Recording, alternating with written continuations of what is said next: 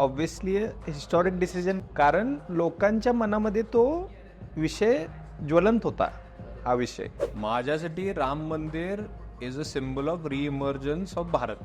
बर, तिथं सगळ्या पद्धतीचे पुरावे मिळाले, तिथं मूर्त्या मिळाल्या, तिथं या सगळ्या गोष्टी राम मंदिरशी रिलेटेड होत्या, तिथं माणसं पूजा करायला जायचे, हे सगळे पुरावे मिळाल्यावर तिथं का नाही बांधावे राम मंदिर, ह्याचं उत्तर मला वाटते कुणी विचार, म्हणजे हा क्वेश्चन सुद्धा नाही पाहिजे.